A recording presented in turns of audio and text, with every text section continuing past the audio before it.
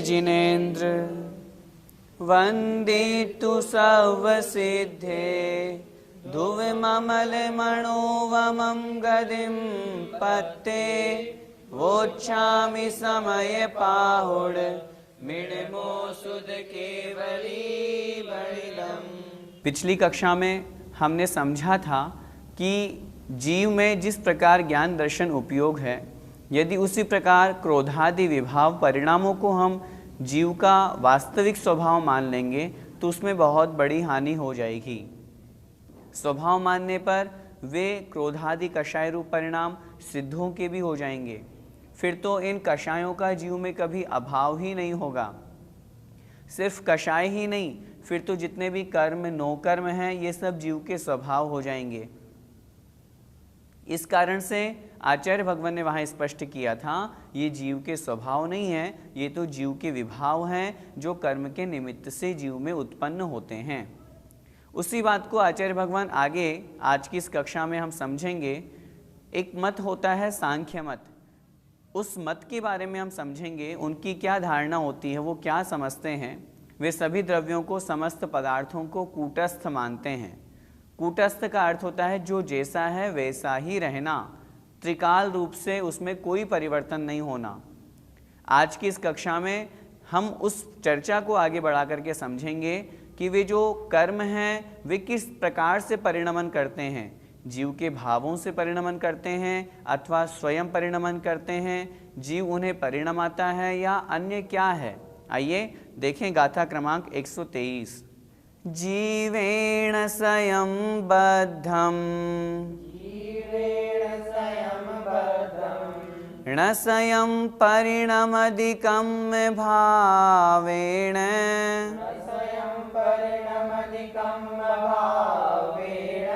यदि पुग्गलद्रव्यमिणम् अपरिणामी तदा होदि। बोलिए, जीवेण स्वयं बद्धं न स्वयं परिणमधिकं भावेन यदि पुग्गलद्रव्यमिणम् अपरिणामी तदा होदि।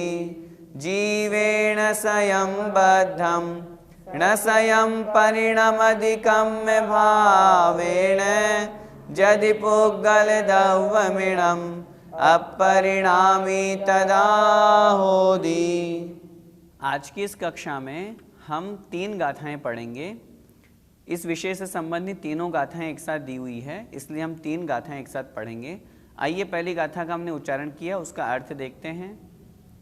जीवेण स्वयं बद्धं, जीवे अर्थात जीव में, ण अर्थात नहीं, स्वयं अर्थात स्वयं अपने आप, बद्धं अर्थात बंधा है अथवा बंधता है।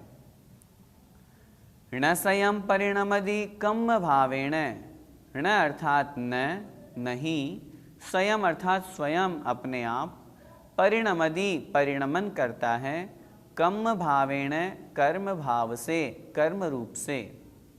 किसकी चर्चा चल रही है? तीसरी पंक्ति में कह रहे हैं यदि पुग्गलद्रव्यमिणम्, यदि अर्थात यदि, पुग्गलद्रव्यम् इणम्, इणम् अर्थात यह, पुग्गलद्रव्यम् अर्थात पुद्गल द्रव्य।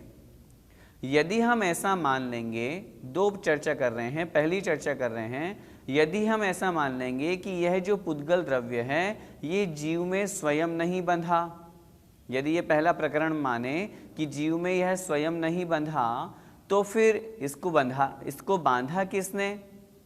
यदि दूसरा प्रकरण, दूसरी चर्चा जो कर रहे हैं, न स्वयं परिणमधिकं भावेण, यदि हम ऐसा मान लेंगे कि यह पुद्गल द्रव्य स्वयं कर्म रूप में परिणत भी नहीं हुआ, कर्म भाव रूप से परिणमन भी नहीं किया, यदि हम ऐसा मान लेंगे, अपरिणामी तदा होदि। चौथी पंक्ति का अर्थ अपरिणामी अर्थात अपरिणामी, परिणमन नहीं करने वाला, तदा मतलब तब, होदि मतलब होता है। कौन होता है अपरिणामी? पुद्गल द्रव्यम अर्थात पुद्गल द्रव्य। यहाँ चर्चा चल रही है पुद्गल द्रव्य जो कर्म रूप में परिणत हुआ, क्या पुद्गल द्रव्य ने उसे परिणमाया या जीव ने उसे परिणमाया? या स्वयं वह परिणमन को प्राप्त हुआ। इस विषय पर चर्चा चल रही है, इसलिए इस गाथा में आचार्य भगवान कह रहे हैं, फिर से देखें गाथा का अर्थ, जीवेण स्वयं बद्धम। तीसरी पंक्ति का अर्थ लगा करके ऊपर से चलना है, पुद्गल द्रव्यमिणम। पुद्गल द्रव्य यह पुद्गल द्रव्य जीवे जीव में न स्वयं बद्धम, स्वयं नहीं बंधा। पुद्गल द्रव्य को जीव ने नहीं बांधा, जीव में स्वयं नहीं बंधा वो। न स्वयं परिणमदि कम्म भावेण, और वह पुद्गल द्रव्य स्वयं कर्म भाव से, कर्म रूप से स्वयं बंधा भी नहीं है, स्वयं परिणमन भी नहीं किया। यदि ऐसा मानते हैं अपरिणामी तदा होदी, तो वह पुद्गल द्रव्य अपरिणमनशील हो जाएगा, फिर तो पुद्गल द्रव्य का परिणमन ही नहीं होगा। जबकि संसार में ऐसा कोई भी द्रव्य नहीं है जिसका परिणमन न होता हो। द्रव्य का परिणमन तो होगा ही होगा, क्योंकि द्रव्य का स्वभाव है उत्पाद व्यय द्रव्य युक्तम सत द्रव्य लक्षणम। जिसमें परिणमन होता रहे उसी का नाम द्रव्य है। इसलिए पुद्गल द्रव्य जो है वो किसी न किसी रूप में परिणमन अवश्य होगा। यदि ये दोनों कथन नहीं मानेंगे तो फिर वह पुद्गल द्रव्य अपरिणामी बन जाता है। गाथा का भावार्थ देखें, यह पुद्गल द्रव्य जीव में स्वयं नहीं बंधा है और कर्म भाव से स्वयं परिणमन नहीं करता है। यदि ऐसा मानोगे तब तो वह अपरिणामी हो जाएगा। अर्थात दोनों ही कथन यदि हम स्वीकार नहीं करेंगे तब तो वह जो पुद्गल द्रव्य है वो अपरिणामी हो जाएगा, अर्थात परिणमन नहीं करने वाला हो जाएगा। पंडित जी, जीव और पुद्गल का बंध किस प्रकार होता है? जीव राग द्वेष अथवा मिथ्यात्व आदि रूप परिणाम करता है। उन परिणामों का निमित्त प्राप्त करके जो पुद्गल की कारण वर्गणाएं हैं वो कर्म रूप में परिणत होती है। इसलिए जीवों का और पुद्गल का, पुद्गल में कारण वर्गणाओं का आपस में बंध होता है। निमित्त क्या बना? जीव के परिणाम। जैसे ही जीव ने परिणाम किए उस परिणाम को निमित्त प्राप्त करके वे कारण वर्गणाएं स्वयं कर्म रूप में परिणमित हो जाती है। जीव परिणाम क्यों करता है, कैसे करता है? जैसे ही जो पूर्व में उसके कर्म बंधे हुए थे उन बंधे हुए कर्मों का उदय प्राप्त होता है। उन कर्मों का उदय होने से उसके परिणाम वैसे बनते हैं और परिणाम वैसे बनने से पुनः उसके कर्म वैसे बंध जाते हैं। इस प्रकार यह चक्र चलता रहता है और जीव कर्मों से सहित होकर के संसार में भटकता रहता है। इस गाथा का पद्यानुवाद देखते हैं। जो जीव में जड़ बंधा न स्वयं बंधा है, वो कर्म रूप ढलता न स्वयं सदा है। ऐसा त्वदीय मन का यदि भाव होगा, तो मित्र पुद्गल नहीं परिणामी होगा। हमने जो पहली गाथा समझी उसी गाथा का आगे और प्रसंग बढ़ाते हुए आचार्य भगवान अगली गाथा में कहते हैं, देखें। कम्मयवग्णासूय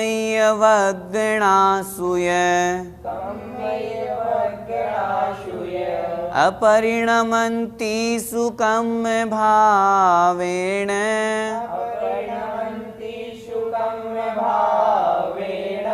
संसारस्य अभावो पसज्जते शंख समोवा। बोलिए, कम्मयवग्णासूय अपरिणमन्ति सुकम्म भावेन, संसारस्य अभावो पसज्जते शंख समोवा। कम्मयवग्णासूय अपरिणमन्ति सुकम्म भावेन, संसारस्य अभावो पसज्जते शंख समोवा।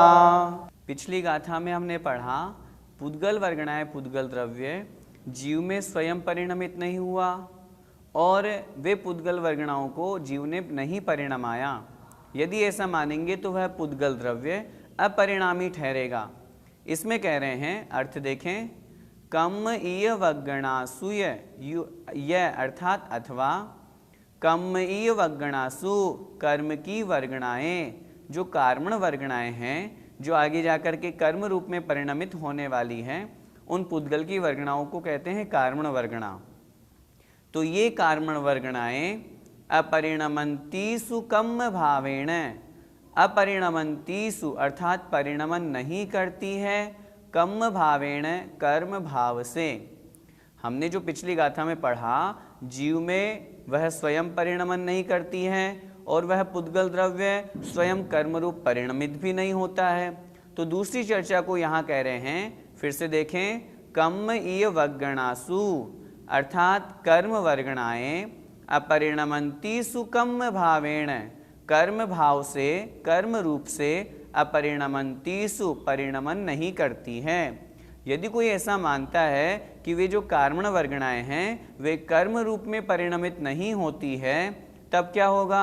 संसारस्य अभावो, संसार के अभाव का, अर्थात संसार का अभाव, संसार ही नहीं रहेगा। पसज्जदे प्रसंग आ जाएगा, अर्थात प्रसंग प्राप्त हो जाएगा, अर्थात संसार के अभाव का प्रसंग आ जाएगा। अथवा संख समूहो वा अर्थात अथवा संख समूहो, समय, समय का मतलब मत, संख मतलब सांख्य, अथवा वहाँ पर सांख्य मत उपस्थित हो जाएगा। क्या मतलब? यदि हम ऐसा मानते हैं कि जो कार्मण वर्गणाएं हैं वे कर्म भाव रूप से परिणमन नहीं करती हैं, तब तो संसार का ही अभाव हो जाएगा। फिर तो जितने भी क्रिया हो रही है, चाहे वो कोई सी भी क्रिया हो, सुख है, दुख है, हमें यह शरीर मिला, सारा का सारा जो कुछ भी है वो कर्म का खेल है। अगर हम वैसा नहीं मानेंगे तो संसार का अभाव हो जाएगा। अथवा संख्य समूह अर्थात सांख्य मत उपस्थित हो जाएगा। सांख्य मत क्या कहलाता है? सांख्य मत जो कूटस्थ पदार्थ को मानता है। कूटस्थ का मतलब जो जैसा है वो वैसा ही है, अन्य रूप में परिणमन नहीं करता। फिर तो जो जिस स्थान पर है वो वहीं रहेगा। फिर परिणमन तो हम प्रति समय देख रहे हैं, किसी के सुख है, किसी के दुख है, ये स्त्री है, ये पुत्र है, अभी हम मनुष्य पर्याय में हैं, कोई देव पर्याय में है, तो ये परिणमन तो हो रहा है। लेकिन सांख्य मतावलंबी परिणमन को नहीं मानते हैं, वो द्रव्य को नित्य हमेशा एक ही स्वरूप वाला मानते हैं। वो मत, वो सांख्य मत यहाँ पर उपस्थित हो जाएगा, जो कि सांख्य मत आगम के अनुसार सही नहीं है। गाथा का भावार्थ देखें। अथवा कार्मण वर्गणाएं द्रव्य कर्म रूप से परिणमन नहीं करती, ऐसा मानो तो संसार के अभाव का प्रसंग आ जाएगा, अथवा सांख्य मत का प्रसंग आ जाएगा। यदि हम इस तरह की धारणा बनाते हैं तो फिर वहाँ पर हमारी धारणा मिथ्या कहलाएगी, संसार का ही अभाव हो जाएगा, जो कि ऐसा देखा नहीं जाता। अथवा दूसरा प्रसंग सांख्य मत वहाँ पर उपस्थित हो जाएगा, जो कि सही नहीं है। भैया जी, यदि कार्मण वर्गणाएं कर्म रूप परिवर्तित नहीं होगी तो फिर संसार का अभाव कैसे होगा? यह पूरा का पूरा जो संसार है वो कर्म का ही तो खेल है। यदि कार्मण वर्गणाओं को कर्म रूप में परिणमित नहीं मानोगे तो संसार रहेगा कहाँ? मैंने भाव किए, मैंने परिणाम किए, तो मेरे कर्म बंधे तभी तो मैं संसार में इस प्रकार के पर्याय में हूँ।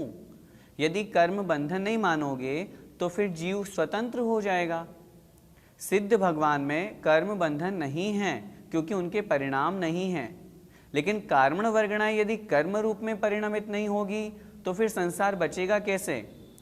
मुझे सुख मिल रहा है, किसी को दुख मिल रहा है, वह उसके साता वेदनी कर्म का उदय है इसलिए वह सुखी हो रहा है, किसी के असाता का उदय है इसलिए वह दुखी हो रहा है। ये साता असाता क्या है? ये कर्म ही तो है। कोई स्वर्ग सुख को प्राप्त कर रहा है, कोई नरकों के दुखों को प्राप्त कर रहा है, दोनों में अंतर क्या? दोनों में कार्मण वर्गणाएं जो कर्म रूप में परिणमित हुई, जो उसने आयु कर्म का बंध किया, उस अनुसार उसको वो पर्याय मिली। कहने का मेरा तात्पर्य है, हमें यह जो शरीर मिला, हमें यह जो पर्याय मिली, सब कर्म के निमित्त से। आप किसी भी वस्तु को लगा लो, सब कुछ जो कुछ भी है वो हमारे लिए कर्म के निमित्त से ही है। हम आज जो कुछ भी बोल रहे हैं उसमें कर्म का निमित्त है। शरीर कर्म के निमित्त से, पर्याय कर्म के निमित्त से, सुख दुख सब कर्म के निमित्त से होते हैं। इसलिए कहा है यदि कर्मण वर्गणाओं को कर्म रूप में परिणमित नहीं मानोगे तो फिर संसार का ही अभाव हो जाएगा, फिर बचेगा ही क्या, फिर तो सब कूटस्थ हो जाएगा। हमेशा नित्य एक जैसी अवस्था रहने वाली वो कभी होती नहीं है। सांख्य मतावलंबी ऐसा ही मानते हैं, वो वस्तु को कूटस्थ मानते हैं, नित्य मानते हैं कि नहीं जो वस्तु जैसी है हमेशा त्रिकालिक वैसी ही रहने वाली है। लेकिन ऐसा देखा नहीं जाता है। यदि हम इस सिद्धांत को मान लेंगे तो फिर तो हम कहेंगे संसार के अभाव के साथ साथ मोक्ष का भी अभाव हो जाएगा। जब कर्म ही नहीं है तो कर्मों का क्षय कैसे बनेगा, फिर जीव मोक्ष को प्राप्त कैसे करेगा, शुद्ध अवस्था को प्राप्त कैसे करेगा। इसलिए ये मत आगम के अनुसार नहीं है। पुद्गल द्रव्य या कोई सा भी द्रव्य है वो परिणामी होता ही होता है। पद्यानुवाद देखें। किं वा स्वयं न ढलती विधि वर्गणाए, कर्मत्व में सहज पुद्गल की घटाए। साम्राज्य सांख्य मत का फिर तो चलेगा, संसार का फिर पता रह ना सकेगा। स्पष्ट कह रहे हैं आचार्य श्री, यदि हम इस तरह मान लेंगे कि जो विधि वर्गणाएं अर्थात कर्म की वर्गणाएं हैं ये कर्मत्व रूप से कभी नहीं ढलती है तो फिर साम्राज्य सांख्य मत का संसार में फिर सांख्य मत प्रभावी हो जाएगा और फिर संसार का कोई पता नहीं रहेगा, अर्थात संसार का ही अभाव हो जाएगा। इसलिए हमारी ऐसी धारणा उचित नहीं है। फिर तीसरी गाथा में आचार्य भगवान कह रहे हैं यदि वे स्वयं परिणमन नहीं करती तो क्या जीव उनको परिणमाता है, उसके लिए भी आचार्य भगवान निषेध कर रहे हैं। देखें। जीवो परिणामय दे, जीवो परिणामय दे, पुग्गल दौवाणिकं भावेण,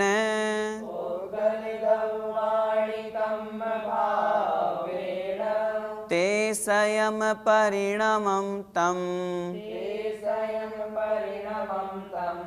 कहम तु परिणामय दिनानि।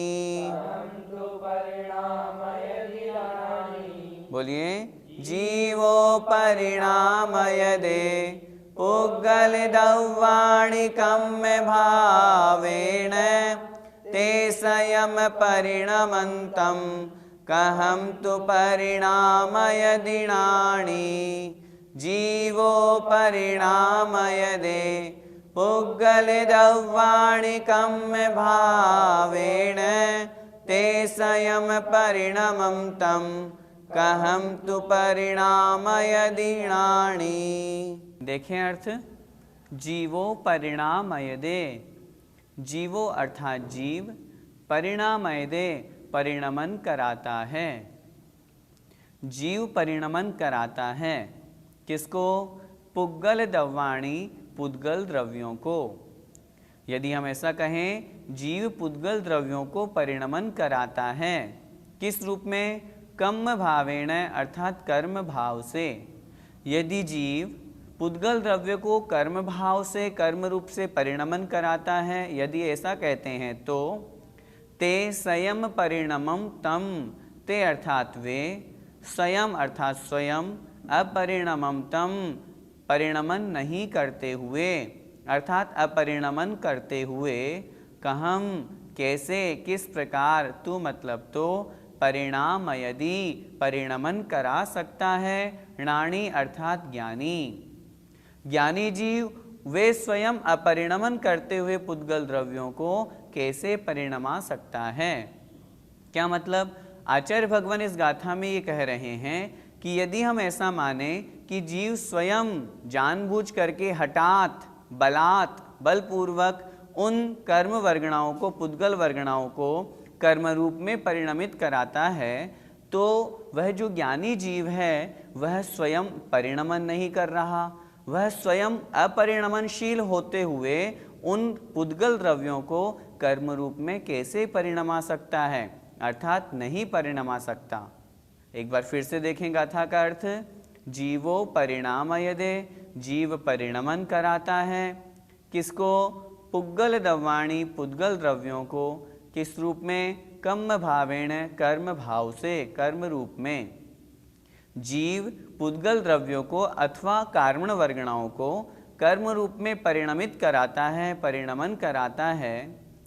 ते स्वयं अपरिणमन्तम, वे द्रव्य, वे पुद्गल द्रव्य जो कि आपने अभी ऊपर पहले ही गाथा में कहा कि जो पुद्गल द्रव्य है वो स्वयं तो परिणमन करता नहीं है, तो वह पुद्गल द्रव्य स्वयं अपरिणमनशील है, तो फिर ज्ञानी जीव उनको कैसे परिणमा सकता है? कहम तु परिणामय दिनाणी, अर्थात जो ज्ञानी जीव हैं वो उन पुद्गल द्रव्यों को, उन कार्मण वर्गणाओं को कैसे परिणमा सकता है? अर्थात नहीं परिणमा सकता। गाथा का भावार्थ, जीव पुद्गल द्रव्यों को कर्म भाव से परिणमन कराता है। यदि ऐसा मानोगे तो स्वयं अपरिणमन करते हुए ज्ञानी जीव उन्हें, उन पुद्गल द्रव्यों को किस प्रकार परिणमन करा सकता है? ज्ञानी जीव स्वयं अपरिणमनशील है, अथवा वे पुद्गल द्रव्य जो कि आपने ऊपर कहा वे स्वयं अपरिणमनशील है, फिर ज्ञानी जीव उन्हें परिणमन कैसे करा सकता है? अर्थात नहीं करा सकता।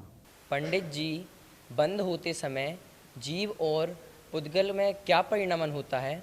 जब बंध होता है तब दोनों में परिणमन होता है।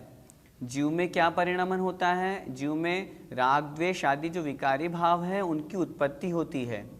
उस उत्पत्ति का निमित्त प्राप्त करके जो पुद्गल की कार्मण वर्गणाएं हैं वो कर्म रूप में परिणमित होती है। जीव में क्या परिणमन हुआ? जीव के द्वारा राग द्वेष किया गया, मिथ्यात्वादी रूप भाव किया गया। पुद्गल में क्या परिणमन हुआ? पुद्गल का जो कार्मण वर्गणाएं हैं वो कर्म रूप में परिणमित हुई। इस प्रकार जब भी बंध होगा दोनों में परिणमन होगा, जीव में भी और पुद्गल में भी।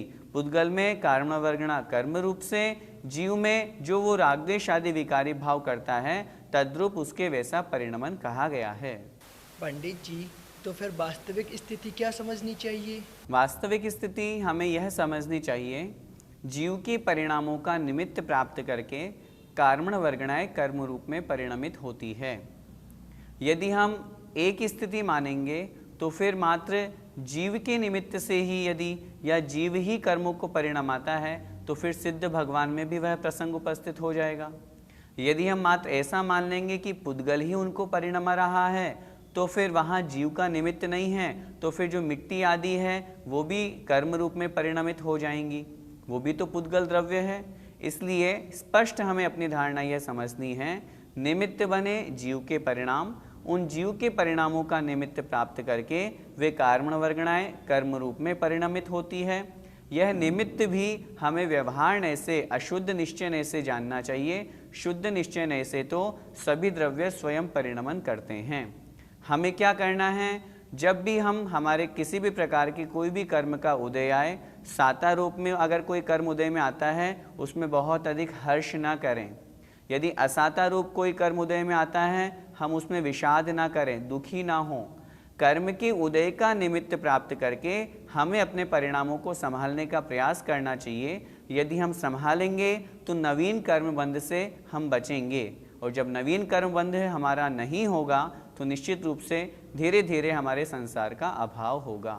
आचार्य श्री के द्वारा रचित पद्यानुवाद देखते हैं।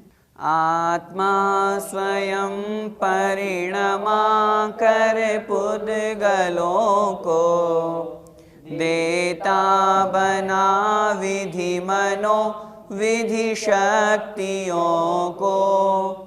आश्चर्य है जड़ नहीं परिणामी, आत्मा उन्हें परिणमा सकता ही कैसे। जय जिनेन्द्र। इस कार्यक्रम के पुण्यार्जक परिवार है मानक चंद, कमला देवी, राकेश, नीतू, ऋषभ, सौम्या एवं Ayushi Musharraf, B123, Sethi colony, Jaipur, Rajasthan. Shri Parasnath re rolling mills limited, Durgapur 1, Vardhaman, Paschim Bangal. Amita Jain, wife of Anil Kumar Jain. Sangeeta Jain, wife of Vipin Kumar Jain. Sheel Jain, wife of Narendra Jain. Hightone trading company, Shalimar Bagh, Delhi 88। माता श्री निरंजना बाई सरोदय के स्मरणार्थ Sunanda wife of professor Umesh Chandra Sarodaya Nagpur, Rekha wife of Abhay Kumar Sontakke Karanja, Madhuri Jain Nagpur, Nishigandha Band CA, wife of doctor Shailesh Band Amravati, Rutika wife of Saurabh Sarodaya Pune, Pushpak Jain Swastik Band Spruha Sarodaya. स्वर्गीय श्री चिमनलाल फूलचंद शाह, स्वर्गीय Kamlaben Chimanlal Shah, doctor Rajnikant C Shah, Leena R Shah, Samarth R Shah, Dhwani S Shah, Nishchal R Shah, Janali N Shah, Aagam Nirmay एवं नियम शाह, अहमदाबाद गुजरात।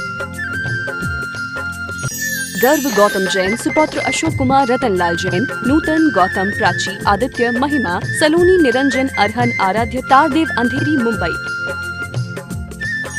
श्रीमती संतोष सी सिंघई, श्रीमती वर्षा आलोक जैन, श्री आलोक जैन, कुमारी त्रिशला जैन, कुमारी अनमोल अग्रवाल।